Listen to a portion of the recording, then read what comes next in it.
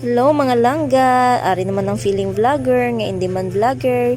So for today's video mga langga, maluto ako sang sardinas with molo and then miswa. So bali amo namon sudan kagabi guys. Susubong ko lang gin voice over mga langga kay kagabi mga langga wala ako ka voice over kaya ang akon nga bata gingamit akong cellphone. So mo nang amo sudan guys with partner with uga guys nga tilapia no, the best gid guys ang sabor sang tilapia once gani siya ginbulat gid guys.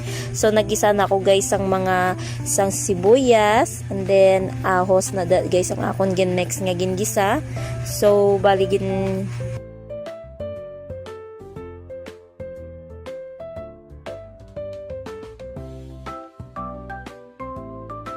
gisunod ko naman dahil lang gisa ang sardinas. So sardinas lang ang akon ginpare sa akon miswa kag molo.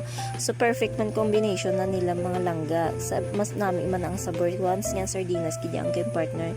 Then ginbutan ko dayon isa ka tab nga tubig at char lang. I mean 3 cups of water. Then next ko guys ang Ajinomoto kaya wala nang available sa akong kusina, wala gali akong magic sarap pero it's okay lang kay okay man sina ang iya nga templado. Then next ginbutang ko ang asin, then ginhulat ko guys nga magbukal ang akon nga ginpakuluan ni tubig. Then next ko ang molo, then ginpakuluan ko naman pila ka minutes bago ko dagin sunod ang miswa guys. Kaya ang miswa mga langga lapit mala na siya maluto no.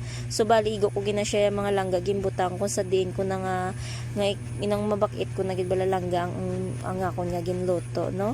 Wala man daguro mga langga kung ano sinang akon style sa pagluto, basta mo na mga langga ang pagluto ko sang miswa. So depende sa inyo kung ano man ang klase sa pagluto nyo. Ako mga langga amo ko sina magluto no, wala man siguro depende sa inyo kung anong pagluto nyo. Then gin free taste ko na da mga langga kung musta man ang timpla. So hindi gid ko conforme kung ano ginang pagtimpla si tiba bala